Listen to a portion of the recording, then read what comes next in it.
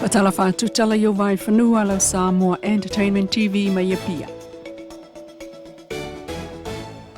Ele o yese fa amau mau ngā le pā le mene mo le whaipule o le tūmalo le pā. Le sunga tu le epasa ile le malia le ngau ye wha atanga i lona wha au ngā o se matatio atapongi sā. I to tonu o le maota i le taimi o whontanga. E peo na moli mawina e le fionga le whongawhetalai o le maota au apa au alo i te fua mulipola ma avatu i ai le whautuanga. Mai tau ina pēr no fōro whaonga ina lau matatio ata. Ao ese eiro no fōa o whaonga soro tau on manga al palemene. E ui e leo se matatio ata whaitau tusi e whaonga ina. Ia tātou whamaumaunga. Ono umanatu leo o whongawhetalai.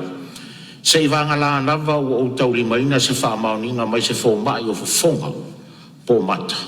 E te tau wai ona e whaonga ina se matatio ata a vea o se matatio ata whaitau tusi. Ono ufato ata lia lea. Ai mori taimi nei ma lia lo finangalo. O le ale e toi whaatanga ina le whonga whatalai ona e toi no foia na foa. O loutu maa lo i te tonu o le palemene. Whaatasi ma lau mata tio ata o lo e whaonga ina. E lea whaina o loutu lai ese ma le foa. A o le usuia pe ua mai a usuia le tātou whontanga. O whaasisi lātu le neim tā o pulo unau tā ia malu le tau aloa le palemene ia i tātou uma. Tātou lava ma malu ai o tātou fo i tau leanga i nailo tātou taimi le palemene. O le sunga tu le epa le taitai o le HRPP e ana le whaipule. Le sana wha o ngā fo i le matapongi sa i le fono. Le fionga tu i loa antele au ngā ngai fo maunga tasi sa wha atanga ona o mafua anga wha alsoifua maloloina.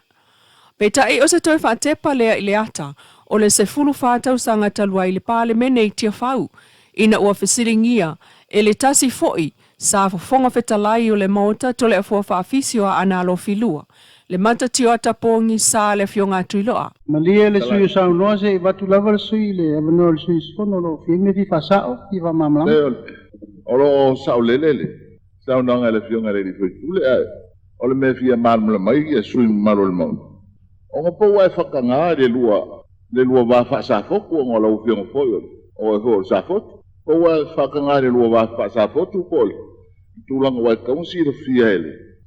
Ia le palemene lau whaatananga o whawhonga i longa i langa maka le i sui mamaru o lo sau nao nei wa mako hoi o le fia whaingi ngai maka. O nga ia so e whaale tonu e hoi. Ia o le fefe i lau whaalinga ma le tūlanga. O le ua le whakangan sui le pao ngā pelanga makapongsa le. Ia, o lewa maua le pao i la vea le sui mamalu. Ia, e peo no tau silifia. O tui loa, o no fo inga lena te nei. Nā vea i le whakananga lo ia, e le sa vea ma whongftalai. O no tui loa sa tonga fitia o no whonga.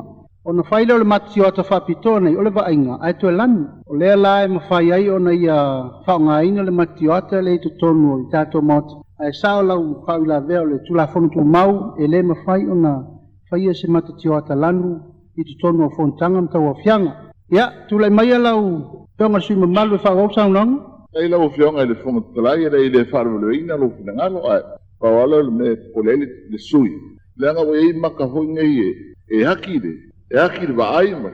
Ike i po le makara ngā whao ngai le sui. Ali ia le sui o whau la vea. Mai ka kou ngei kongo le pāle. Menga a whai o le maka masangi a hoi. E hai e tau tino atu e le whongftalai e matasa o lava a wale e whao whaenga o whonga. Whafkai ai lau o whionga ko kiki a yeise se whao i la vewa peo la ele e se o fura kiki. Ai, o kei lor ka ngaka e maua mea. Ka ele ko le whoa. O whiu fo e maka i makaki. O warkanga ngei e la vele me ai foi le sweet and sour e aki o leva ma fe ngai o walu usila o ka o ko ia o wifi ai se vai ia o leua o kika fesi di mal mele o foi ko le ai malia ia le sui sau no o le tanga ia le sui sfono o pe o to la titi lo soifua. Ioi, o le meka o loko leanga. Ia whafkai leo so. Ia, mai e, wau sa unranga, au ale, tēnei lo ia ko le whai, ia o winga i o kamali i o le kungu. O ngiska ngaka vai me o lako ngu kamali ia, ma kasi le kamali. O le se fulu o le masino mati e toea e ai le pale mene moana fono tanga whaatulanga o le tausanga. Inisio tala, o le tatala mai itua ma le whalepui lalo o le palola. E le whaapea ua sa o loto ai le pango talo o mangalo mai ai lea tutuunga.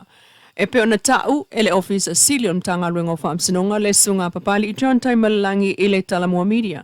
E ta tau lava ona saini i le office o leo mo le taimi totoe o lona whaasalanga whalepui. Hao le sa o loto mai le saisaitia a le tula fono o ta tala i tua. E pe ona mangalo ai le palola i le tuso le 5 pango ta i le masina taluai. E au fiai ma le sunga malele Paulo King Faipopo. Sa tua ia le a fiai tau pulpulenga e tangata vale le pal miol na taimi tuila e pasai lele malia lenga oi. Na tau ai fo e papali e silia le fitu se fulu na talo sanga. E au fiai pango ta sa talo sanga mua matua ilo ma isi na fato a talo sanga. O polkalame fata atia masani ai lava. O lo tau la iai malo le Pasifika o vea matotino le fono malo le tatou tulangi po le Pacific Islands Forum. Le ana talanoa iai lona whailau tusi au Baron Waka. Ina ua tau nuua ia pia i le asonga fuasfulu i vai anuali e wheloa i le pāle mia tō fia o Samoa. La ule le mali e tō plata i vau le Watea Schmidt. O nā polkalame a le fono le Pasifika o lo ave fo iai le lango a Samoa. Ma o ngā tusai lava mafufonga whata atia mo le Blue Pacific i le lua o 5 o. O isi mata upuna o iai le wheloa ingo o wale si iti ai le vana no fuai o Samoa mo le fono. E pei o lona tūlanga tau la mua i mea whai ai o le whaatu mawino ngā luenga whaatino. E puipuia mai suinga o le tau. O i tū whaalea nganga e so tanga i lau whanua mā tuvasa ai o suinga o aso nei. Mō atina e whai e le Pasifika.